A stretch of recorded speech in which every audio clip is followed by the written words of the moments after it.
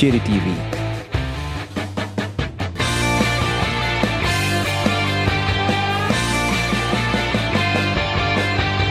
Thierry TV, la scène sportive et culturelle.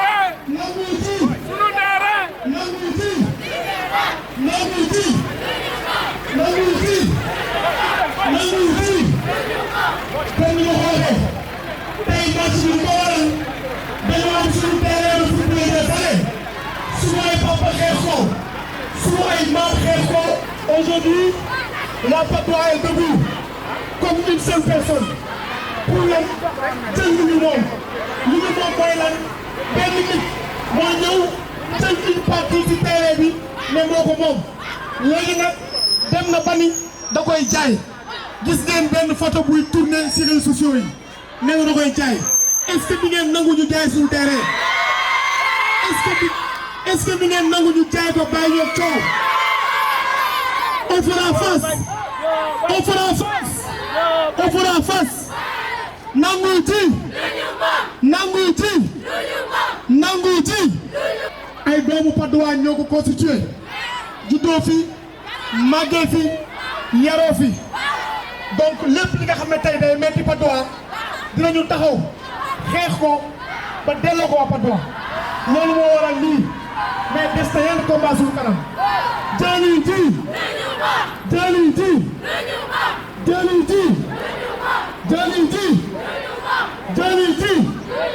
Nous interpellons les autorités, le président de la République Bassirou Diomaye Faye, le premier ministre Ousmane Sonko, dafa équipe jubanti tey ñu ngi ñaan nos autorités ñu jàpp ci combat bi ñu ñëw taxawuñu nangu lu ñu moom delloo ñu ko ñu ngi ñaan autorité yi ñu ñëw nangu lu ñu moom delloo ñu ko jëli ji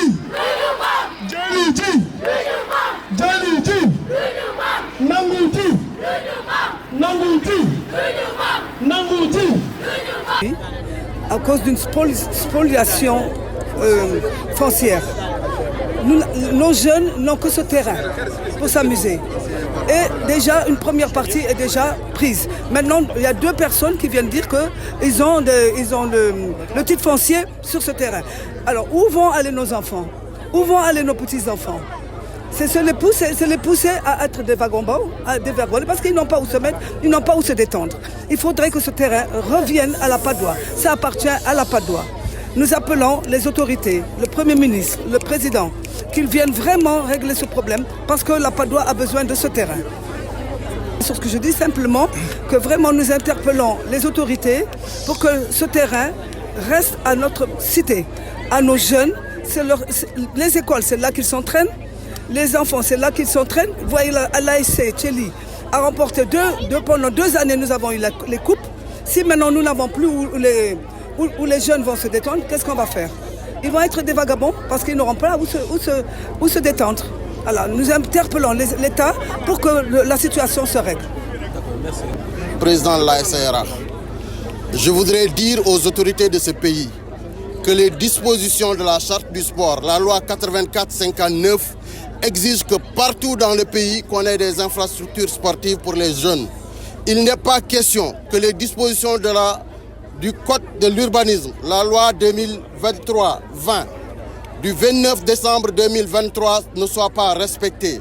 il est extrêmement important que dans cette ville qui est surpeuplée, dans cette ville où nous n'avons plus d'espace pour les jeunes, que chaque endroit que nous avons pour que les jeunes puissent pratiquer sainement le sport, qu'on puisse laisser cet endroit aux jeunes. C'est pourquoi nous sommes solidaires avec nos amis de Patte d'Oie. C'est pourquoi nous sommes solidaires avec nos amis de Hann. Partout dans le Sénégal, la Constitution exige qu'on ait des espaces pour les jeunes et ce terrain doit rester à la jeunesse de la Patte d'Oie. C'est pourquoi nous sommes là pour être solidaires avec cette jeunesse de la Patte d'Oie. Man maa ngi tudd Mbacké Seck nekkoon naa adjoint maire de Dakar nekkoon naa porte-parole fédération sénégalaise de football. loi bi nga xam ni moom moo tënk mbiru sport fii ci Sénégal ñu tuddee ko la charte du sport la loi 84/59 soo ko ubbee ci disposition bi dafa wax ni mairie yi ak état bi dañu war a am ci gox bu ne béréb bu xale yi di foowee parce que sport day bokk ci liy defar wér-gu-yaramu doomu aadama dafay renforcer cadre de vie bi soo ubbee beneen loi bi nga xam ne moom la ñu tuddee le code de l'urbanisme le nouveau code de l'urbanisme la loi 2023-20 du 29 janvier 2023 dafay wax ni terrain de sport dafa jaadu ci bépp cité ñun nag li ñu bëgg a wax mooy ndaw yi foo c'est l'intérêt général de ce pays ndaw yi nekk ci jàmm c'est l'intérêt général de ce pays loolu bu amee dañuy ñaan autorités yi que le jubbante bi ñuy wax mu bañ a nekk politique kese bañ a nekk économique kese mais mu nekk jubbante sportive nekk jubbante écologique terrain bi nañ ko bàyyi ndawu Patte d'Oie yi parce que du ndawu Patte d'Oie yi rek koy fubal ndawu Sénégal yëpp pour fubal jërë ngeen jëf. Amadou Gueye, directeur général de l'école groupe scolaire Cosmopodime. Nous, on est vraiment vivement interpellés. Je suis venu avec le préfet du Moyen parce que ça fait plus de 30 ans que nous sommes allés ñu sport. Nous devons concevoir que nous avons un terrain qui est spolié. On met même en danger la vie à l'école parce que le sport est beaucoup de gang. Donc nous avons des autorités, surtout le maire de la commune de la Patte d'Oie. Parce que nous, le maire, moi, je suis représentant. Le maire également, le sous-préfet, que le pays là, il est en danger. Le sport également, il est en danger dans le quartier. Et nous restons solidaires à l'association, à l'ASC Thiely, mais également au groupe d'initiative. Merci beaucoup. C'est M. Bey, le préfet du Moyen Cosmopodime, Cosmofalim. Nous sommes inquiets parce que sous les élèves, finalement, de faire EPS chaque matin. Il y a plus de 1500 élèves qui, chaque matin, viennent donc faire le sport ici dans ce terrain. Donc si maintenant le terrain est spolié, qu'est-ce qu'on va faire? Alors que le sport est un intrant dans l'éducation des enfants. Donc il faudrait que les autorités pensent à ces enfants-là parce que la jeunesse, elle est importante dans un pays. Alors si donc on prive les enfants donc de PS, alors je ne sais pas comment ils vont devenir, je ne sais pas. Donc c'est un problème qui est posé aujourd'hui. Il faudrait que les autorités donc prennent les responsabilités pour faire revenir donc la propriété donc de ce terrain donc à la jeunesse donc de la Patte d'Oie. Voilà, merci. Waaw, asalaamaaleykum. Man maa ngi tudd Mamadou Lamine Nassirou, conseiller municipal commune Patte d'Oie. Li ñu tax a jóg li tax ñuy dox ñaxtu dafa war a leer aussi parce que terrain bi ñun ci li ñu sukkandiku pour ne suñu terrain la depuis 1987 ñu ngi koy exploité depuis 87 ñun ñooy défendre terrain bi défendre nañ ko ci condition yu ne ba yàlla dogal en 2014 ak acte 3 de la décentralisation État du Sénégal affecté ko commune Patte d'Oie.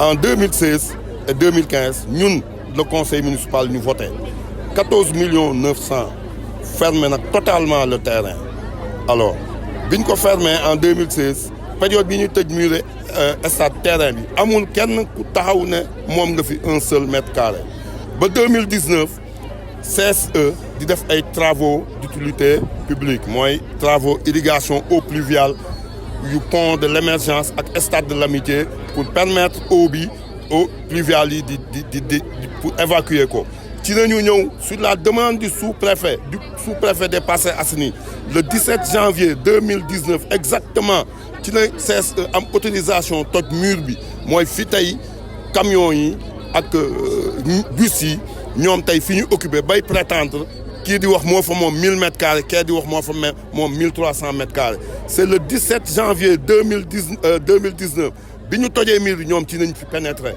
alors entre 2019 ba période bii ñuy toll ni ñoom ñu war a bëgg a taxaw ne ñoom dañ fi am ay bail loolu lu ñu jaaxal la loolu mënul nekk xamuñu nu ñu def ba am seen bail mais nous sommes au moins sûrs d'une chose terrain bi ñun ñoo ko njëkk occupé en 87 ensuite en 2014 ñu def ci xaalisu commune bi 14 millions 600 et poussière def mur bi alors li ñu bëgg mooy autorité réew mi ñu bàyyi ñu xel parce que scandale mi ngi waaj a am fii te waa ji ci lu ñu dégg moo tax def na muram ba def ne moo ci nekk mais ñun dañu am yaakaar ci sunu justice su réew ñun li ñu bëgg mooy état bi na jël ay responsabilités am parce que waa ji moom yàqal ñu la bëgg en fait parce que terrain yi mi ngi ko def en vente la def ñaari terrain yi publier na ko nee na benn bi 1000 mètres carrés titre foncier individuel benn bi 1300 bail individuel vente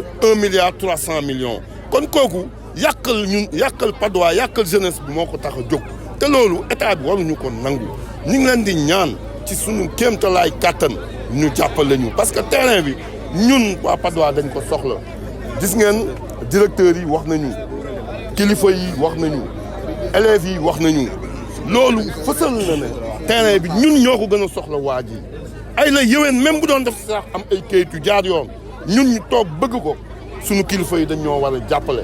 Nous faisons face encore une fois à une spoliation foncière. Donc le problème commence tout d'abord par deux personnes qui prétendent détenir à chacun un bail au sein du terrain. La première prétend détenir 990 mètres carrés et la deuxième personne prétend détenir 1300 mètres carrés. Si on revient sur les aspects beaucoup plus techniques, on va d'abord préciser que pour obtenir un bail ici, c'est extrêmement compliqué. Parce que tout d'abord, en 1996, il y a eu une dévolution de la mairie de Dakar qui fait un transfert de gestion à la mairie de la Patte d'Oie. Donc en d'autres termes, c'est la mairie de Patte d'Oie qui gère en réalité le terrain. En 2014, la Patte d'Oie est devenue une commune et en 2019, on a eu un projet du ministère du Sport. Et ce projet-là, c'était pour permettre d'avoir un terrain à la Patte d'Oie, un complexe sportif d'une manière beaucoup plus générale. Et au-delà de ça, en 2020, c'est là que les deux personnes sont venues pour dire qu'ils détiennent à chacun un bail ici. Et je rappelle, pour détenir ici un bail, il y a deux possibilités. La première, c'est d'abord passer par la voie normale à la mairie. Et d'après nos recherches, ce sont les conseillers municipaux qui délivrent ce qu'on appelle aujourd'hui une délibération, un acte administratif. Et les conseillers municipaux n'ont jamais délivré, de 2014 à 2022, une délibération. Donc la source du bail pose tout d'abord un problème. Au-delà de ça aussi, le terrain fait partie du domaine privé aujourd'hui de l'État. Et pour qu'une acquisition puisse se faire, il va falloir que les maires, l'actuel ou l'ancien, ils jouent un rôle. Et jusqu'à présent, aucun maire n'a dit qu'il a cédé le terrain. Donc pour la source du bail, il y a un problème. Sur le second point, nous avons des problèmes liés aux aspects socio-environnementaux. Vous voyez tous ces élèves, tous ces enfants font ici leurs activités sportives. Donc en quelque sorte, si nous perdons le terrain, ces enfants-là n'auront plus d'espace pour faire leurs activités sportives. Et ça cause un réel problème. De notre point de vue environnemental, nous voyons ici que nous parlons d'aménagement territorial, c'est-à-dire de rationaliser l'espace que nous avons, mais pas une occupation sauvage du terrain par des personnes qui n'habitent même pas à la Patte d'Oie. Et pour terminer, aujourd'hui, le gouvernement a deux projets en 5 ans et l'autre jusqu'en 2050. Et ces deux projets prennent en considération deux aspects qui sont fondamentaux. D'abord, le capital humain. Je réitère mes propos. Si ces enfants-là n'ont plus d'espace pour faire des activités sportives, ils vont s'adonner à d'autres activités qui sont très nocives. Et ça pose un réel problème. Pour le dernier aspect, c'est-à-dire l'aménagement territorial, nous avons besoin à la Patte d'Oie d'avoir des infrastructures comme toutes les autres communes qui permettent à nos enfants de pouvoir bien travailler, de pouvoir avoir un équilibre pour le futur. Et pour le dernier point, nous avons été informés hier que les deux prétendants cherchent à liquider leur terrain. Donc ils sont conscients de ce qui se passe ici. Ils sont conscients aujourd'hui de la manière dont ils se sont produits, dont ils ont acquis le terrain. De ce fait, toute personne qui hérite de ce terrain va emporter avec l'héritage les litiges qui sont afférents. Donc nous disons à ces personnes-là de ne jamais acheter un bail ici parce qu'ils vont emporter les litiges qui sont afférents au bail.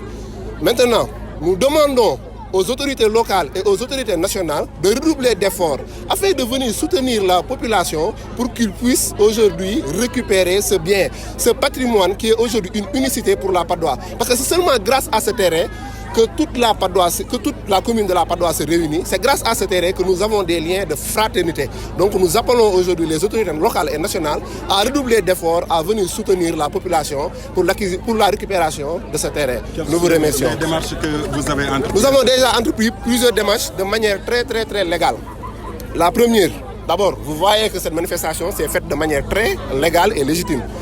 On a écrit au ministère, parce que c'est le ministère du Sport qui nous avait fait un don pour que nous puissions avoir ici notre terrain comme toutes les autres communes du Mouesse. Donc nous avons écrit au ministre du Sport, nous avons écrit au préfet de Dakar, nous avons été aussi jusqu'au niveau de la DGS COS. Oui, on a écrit aussi le ministre de l'Éducation nationale. Parce que les enfants sont concernés, les écoles sont concernées. Donc c'est la raison pour laquelle aujourd'hui nous continuons à alerter, à informer ces autorités-là afin qu'ils puissent s'imprégner de ce problème. Parce que ce problème-là n'est pas un problème à négliger. La Padoue est une grande commune et la Padoue requiert, il y a beaucoup d'enfants dans la Padoue. Si nous ne respectons pas ces enfants-là, nous risquons demain de les pousser vers des substances très nocives, des substances psychotropes. Et ça, c'est dangereux pour notre futur. Donc nous exhortons, nous demandons aux autorités locales administratives de redoubler d'efforts. Thierry TV.